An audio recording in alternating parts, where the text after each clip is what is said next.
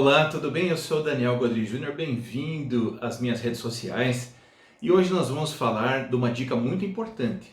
Quanto uma apresentação tem que ter de emoção, quanto uma apresentação tem que ter de conhecimento e quanto em uma apresentação é permitido e é necessário que o apresentador fale dele mesmo. Eu sou palestrante com 30 anos, quase 30 anos de experiência, falando para grandes empresas do Brasil e do mundo. Bom, você pode entender a apresentação como mais ou menos cozinhar, né? Como um conjunto de temperos. Ou seja, às vezes o conteúdo é o mesmo, mas o que muda é a forma de apresentar este conteúdo. Normalmente é isso que acontece em várias áreas de conhecimento. Então, o tempero que você coloca vai definir como a sua apresentação vai ficar. E nesse sentido, a gente precisa entender que sal demais faz a comida ficar intragável.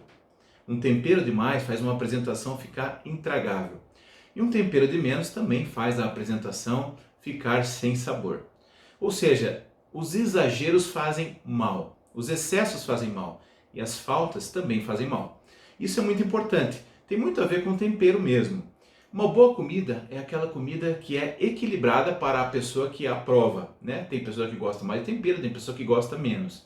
Mas é unânime dizer que sal demais, mesmo quem gosta de sal, acaba rejeitando esse tipo de comida.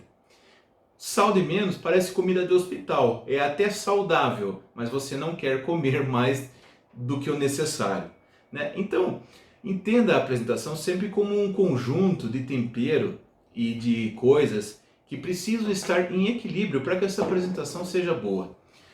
Mas Daniel, qual é o equilíbrio? Como é que deve ser então uma apresentação, né? Lembrando que você anda porque você está em equilíbrio. O mundo está em perfeito equilíbrio porque por isso existe vida. Na floresta, quando a gente fala em biologia, né, da cadeia alimentar, ela está em perfeito equilíbrio. E por estar em perfeito equilíbrio, a vida continua. A vida é total equilíbrio. Dormir demais faz mal, dormir de menos faz mal. Persistir demais é teimosia, persistir de menos faz mal. Nesse sentido, uma apresentação equilibrada é uma apresentação impactante que tem a força de tocar o coração das pessoas. Bom, Daniel, você está falando de coração. Quando nós falamos de coração, nós estamos falando de algo chamado pathos, que Aristóteles falava já há muito tempo, filósofo grego antes de Cristo. Ele já falava da necessidade da apresentação ter um pouco, algumas pitadas de pathos. Pathos o que é? Pathos é tudo aquilo que tem a ver com o sentimento. Esses dados que eu vou falar agora são do Empowered Presentations, baseado em Aristóteles.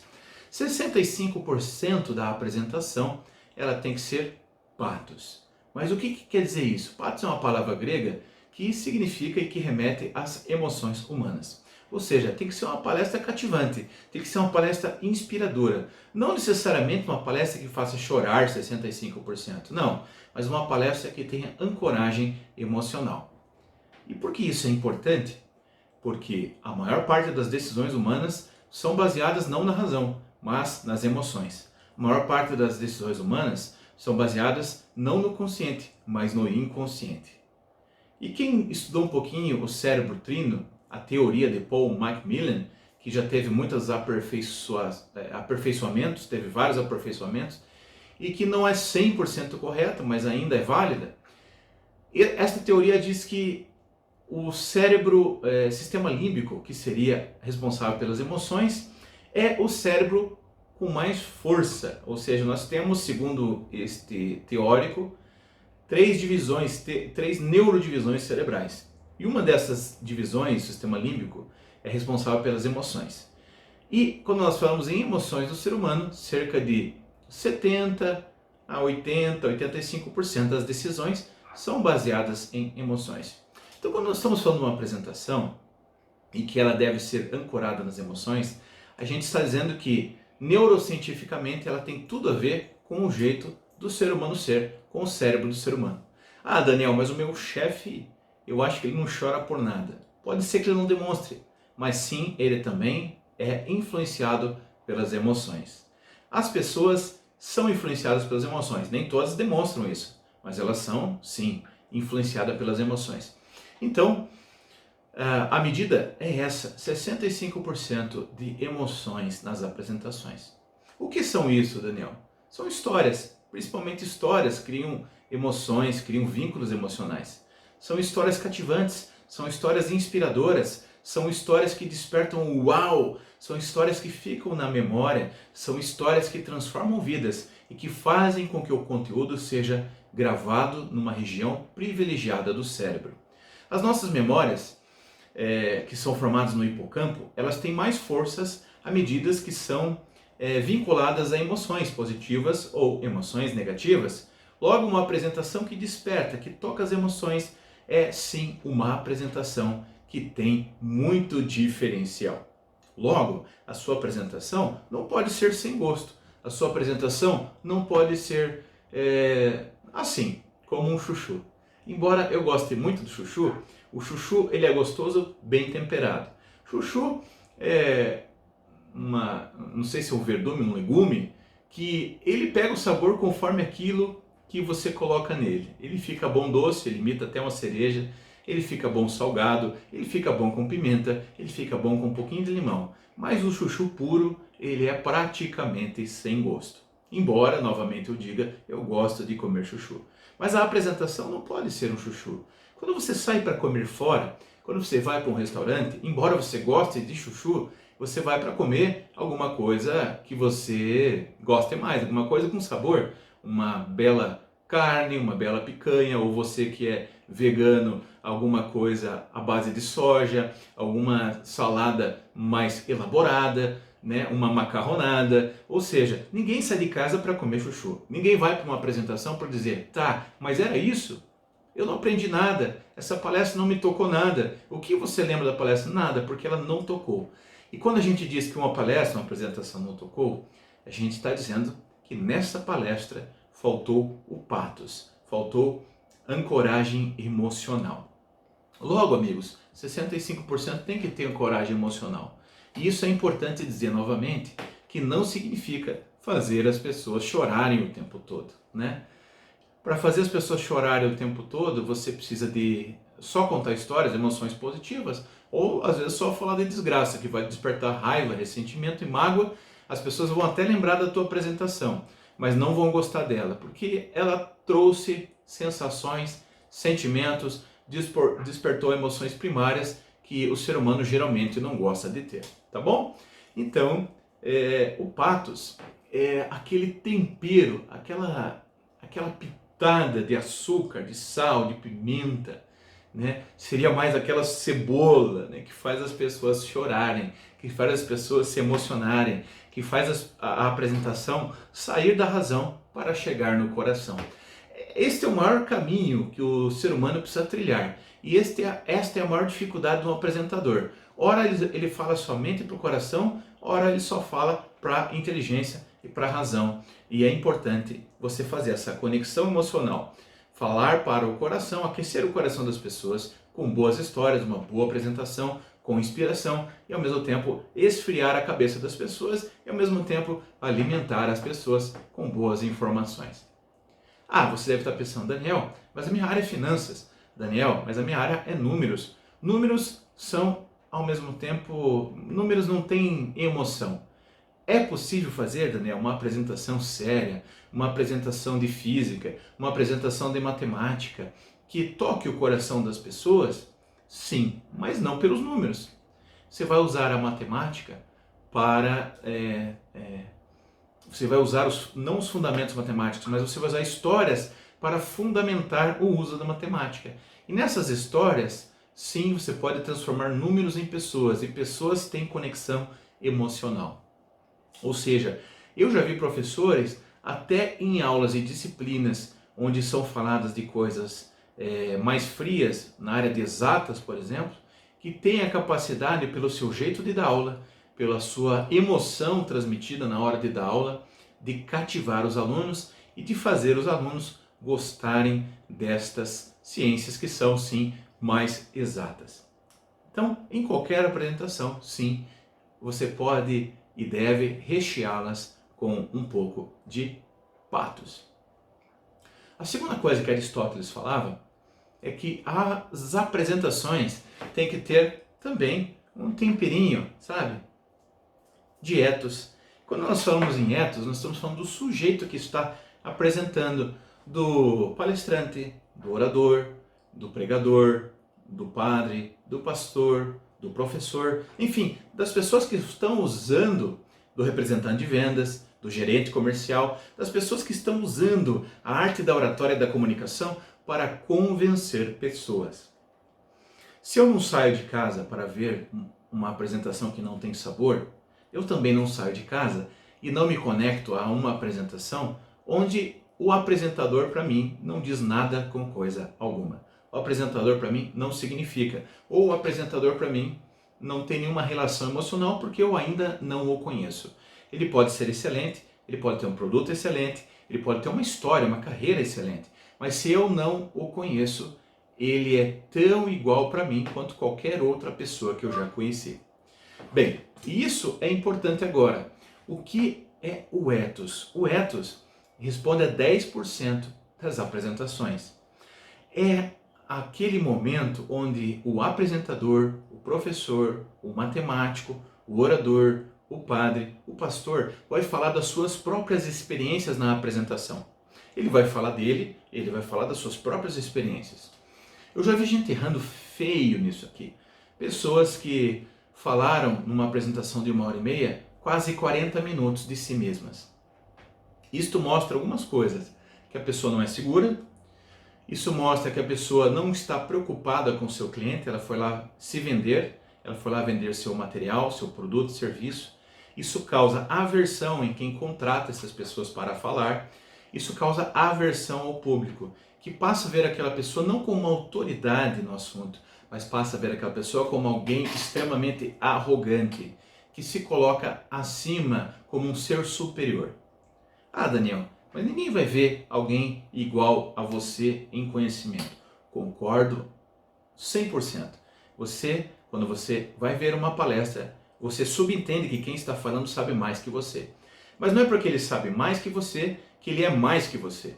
Quando a pessoa fala muito de si, quando a pessoa extrapola esses 10%, falando dela o tempo todo, em toda a apresentação, colocando ganchos de venda, gatilhos de persuasão, a palestra tende a se tornar maçante.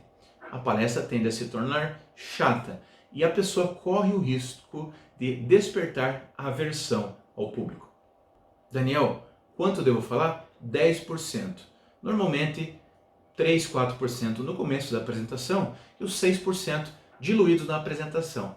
Lembrando que o ethos também importa as suas experiências pessoais, não só quem você é. Ou seja, você vai fazer o link daquilo que você está apresentando com a sua história pessoal, com aquilo que você viveu. Lembrando que você ensina mais pelos seus erros do que pelos seus acertos. É importante falar no começo da palestra dos seus acertos, claro, mas é importante dizer que você também errou e que também você aprendeu e que por isso você pode ensinar. Isso traz uma pitada de humildade, uma pitada de humanidade, uma pitada de dizer que sim, hoje você é bem sucedido e por isso você pode falar, mas ao mesmo tempo você aprendeu. E isso faz com que você deixe de ser um chuchu para a pessoa, você começa a ter um sabor. É importante esse ethos no começo da apresentação, porque isso vai dar credibilidade às suas palavras. Fizeram uma pesquisa com crianças e as crianças tinham que escolher entre uma coisa para lanchar. Normalmente tinha uma fruta, uma banana, uma maçã e do outro lado tinha uma pedra, mas essa pedra tinha o Homem-Aranha ou tinha alguma personagem de desenho animado conhecido. E os pesquisadores perguntavam para as crianças: o que você escolhe para lanchar? Ou seja, o que você escolhe para comer? E invariavelmente as crianças escolhiam o Homem-Aranha, mesmo que fosse uma pedra. Ou seja, essa personalificação, essa identidade, essa força de marca, ela é muito importante para o convencimento. Quando você, no começo da apresentação, mostra que você teve experiência, por exemplo, eu tenho experiência com multinacionais, eu falo isso antes da apresentação, eu dou credibilidade para tudo aquilo que eu vou falar e eu desperto a percepção das pessoas para que quem está falando, naquele caso eu, tem conhecimento do assunto, que você não deveria perder esse assunto. Ao mesmo tempo, você valoriza quem o contratou, quem o chamou para falar, porque você está dizendo para as pessoas que aquela pessoa está chamando uma pessoa naquele assunto acima da média. Humildade não é falar mal de si, humildade é falar menos de si e conhecer a origem dos seus talentos. Então, se você falar de você na hora certa, no momento certo, as pessoas não vão ver isso como uma forçação de barra, as pessoas não vão ver isso como alguém tentando, alguém com ego inflado ou alguém inseguro tentando firmar a sua autoridade de fala, tá bom? Agora, de novo, tem que ser 10%, porque senão se torna sal demais, chato demais e ninguém quer ouvir uma pessoa que, desculpa, é um arrogante que às vezes se torna um babaca. Ninguém quer ouvir. Bom, e a última coisa, o último tempero que nós vamos falar aqui é o tempero da razão, claro. Ninguém sai de uma apresentação sem querer aprender nada. O refrigerante zero, ele é muito bom. Ele tem sabor e ele tem credibilidade pela empresa que o fez. Mas se a pessoa quer energia, o zero não dá energia, né? Sua apresentação tem que ser assim, tem que ser algo com sabor, algo com credibilidade de marca e algo com caloria. Isso significa que a pessoa ela tem que sair com a sensação de ter aprendido alguma coisa. A gente vê muitos oradores, muitos palestrantes que são excelentes na área de humor, por exemplo. São ótimos, mas são excelentes para o stand-up, não para a palestra. Fazem as pessoas rirem, fazem as pessoas caírem na gargalhada, mas às vezes não decolam na carreira. E não decolam na carreira porque quem as contrata tem a sensação nítida que fez as pessoas rirem, mas depois, espremendo aquela apresentação, percebem que no fundo as pessoas não aprenderam nada. Então, a última parte que nós vamos falar é a parte da razão, que Aristóteles falava, do ensino, do alimento sólido. É muito bom, por exemplo, uma aguinha, né? Ou uma sopa feita com água, isso é muito bom. Agora, quando a gente está com muita fome, a gente não quer uma sopa. Quando a gente está com muita fome, a gente quer uma feijoada, a gente quer um alimento mais sólido, a gente quer alguma coisa que nos dê energia. Quando as pessoas estão com fome de conhecimento, as pessoas querem aprender. E se as pessoas querem aprender, você precisa dar conteúdo. Quanto, Daniel, desse tempero chamado conteúdo? 25%. Então significa que você vai trabalhar conteúdo, depois você vai contar histórias ou fatos emocionais que sustentem esse conteúdo. É assim que uma apresentação impactante ela trabalha. Com logos, com a razão, né, com a inteligência, 25%, e depois com os 5 sentidos para sustentar este ensino que você está passando. De novo, aqui eu vi vários oradores excelentes em conteúdo, coisa que eu valorizo muito hoje em dia na minha carreira. São muito bons, são melhores do que vários apresentadores e oradores que estão fazendo sucesso, mas eles esqueceram de algo muito importante. Um conteúdo muito bom, embalado de uma maneira muito chata, não vende. O conteúdo precisa ser muito bom, mas ele precisa ser divertido, ele precisa ser de fácil assimilação, ele precisa ter uma carga emocional, ele precisa ser passado de uma maneira leve, conectada com a realidade, não de uma maneira desconexa, pesada e chata. Então, 25% a gente fecha ali os 100% da apresentação. 25% deve ser razão. Isso significa dados, gráficos, contas, conteúdo, dicas, passos, 1, 2, 3, 4, coisas que você vai ensinar na apresentação. Amigo, ninguém quer sair de novo de um restaurante com fome, ninguém quer. A pessoa está indo na palestra porque ela tem uma dor a ser sanada. Se você só faz o cara rir, você não está sanando a dor do amigo, você só está dando um placebo pro cara. Ou você está dando, no máximo, uma pomadinha para a dor do cara. Ele quer que você haja na raiz da dor. Ele quer mesmo uma palestra motivacional. Que sim, o ambiente fique leve, que sim, você mexa no comportamental, mas que você dê ferramentas para que a partir dali, quando o efeito da palestra emocional acabar, as pessoas saibam exatamente o que fazer para aumentar a sua produtividade. Ou seja, motivação é importante porque mexe na emoção, mexe no comportamental, a pessoa se coloca na corrida. Mas se ela não tem a informação, se ela não tem a preparação, se ela não tem o como fazer as coisas, ela vai desistir da corrida. Então a preparação, que é aí o logos, o conteúdo, ela dá a sustentabilidade para a parte emocional, que é o pathos, tá bom? Então, acho que você está entendendo, né, nessa apresentação de hoje, que nós precisamos deste perfeito equilíbrio. Nós precisamos deste perfeito equilíbrio. Se não tiver o equilíbrio, de nada adianta, tá bom? Eu vou contar uma historinha para vocês e espero que vocês gostem. Uma mulher vivia reclamando da sua vida. Ela era de classe média baixa, conseguia pagar as suas contas, mas se sentia infeliz, porque se sentia uma pessoa fracassada financeiramente. Ela achava que podia ter conseguido mais. Ela vivia olhando a metade do copo que estava vazia. Essa mulher morava numa cidade fria, onde nevava e fazia temperaturas muitas vezes abaixo de zero. Certo dia, toca a sua campainha. Ela abre a porta e percebe 3 mendigos, 3 jovenzinhos, que estavam mal vestidos, num frio abaixo de zero, com o pezinho no chão.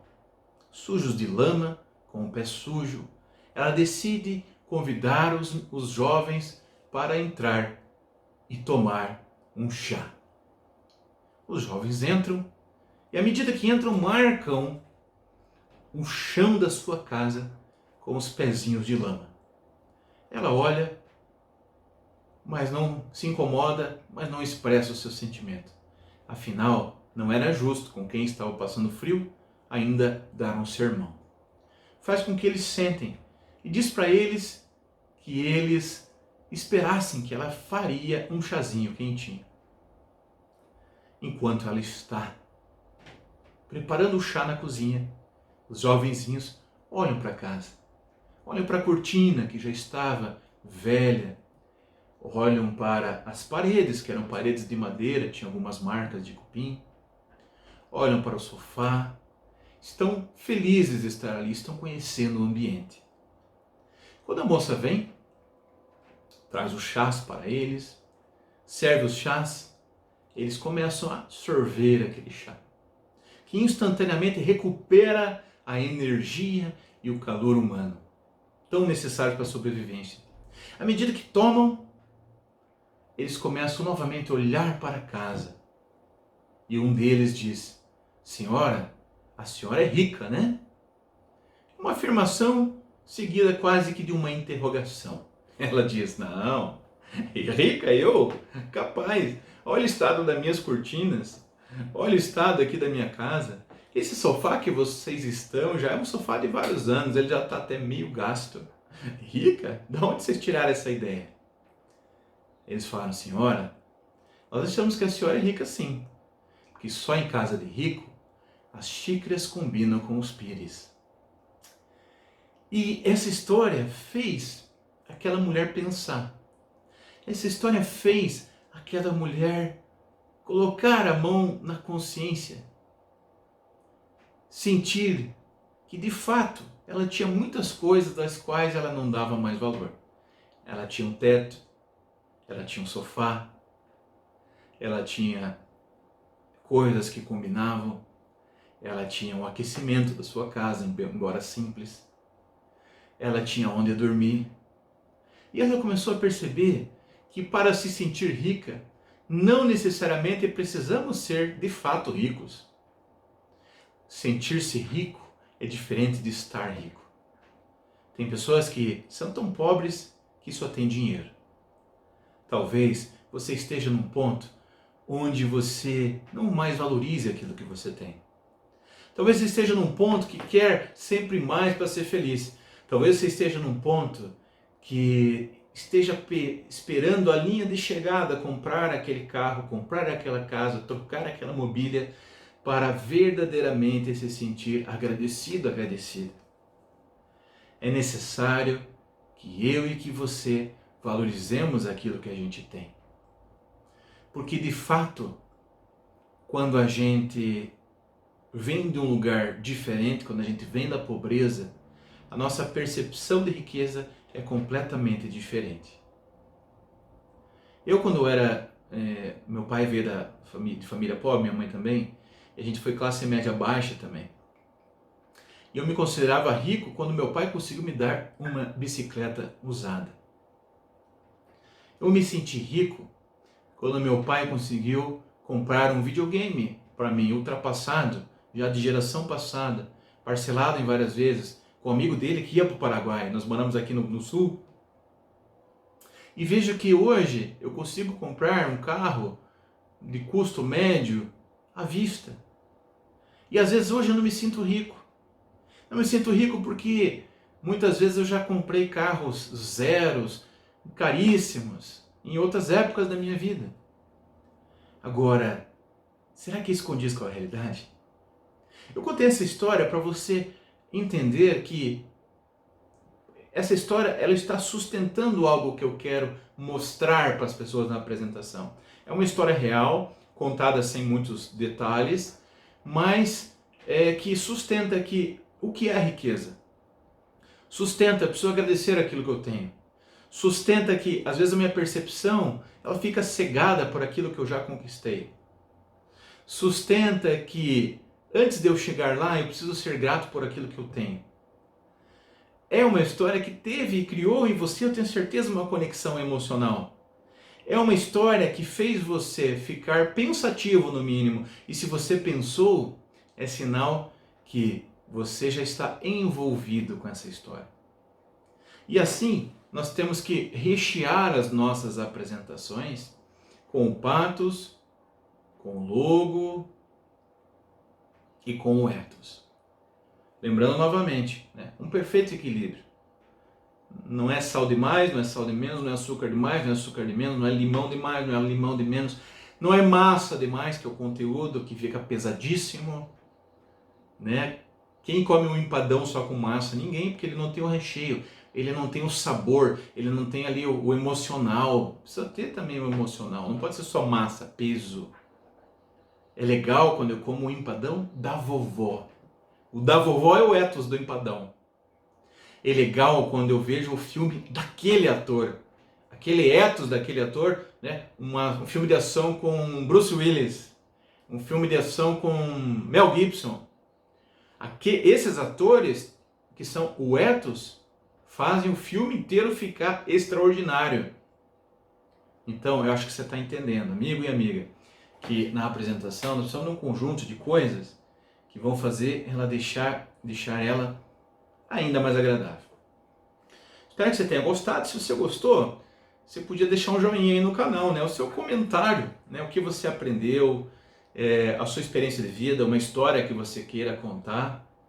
Se você não me conhece, eu sou o Daniel Godry Jr., palestrante de Coca-Cola, Toyota, Boticário, Siemens, Caixa Econômica, Banco do Brasil, Ambev, Abbott, tantas outras gigantescas empresas do Brasil e do mundo. Tenho 12 livros escritos, tenho especializações em 4 áreas, 4 pós-graduações, um mestrado nos Estados Unidos em administração e neuromarketing, uma formação no Disney Institute em atendimento ao cliente.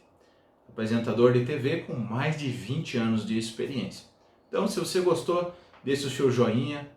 Ninguém é bom sozinho, preciso aumentar as minhas redes sociais e conto com você. Divulgue, por gentileza, nossos vídeos, nossos aprendizados. Um grande abraço, espero que isso dê cada vez mais tempero e mais sabor às tuas apresentações. Valeu, abraço, tchau, tchau, até a próxima.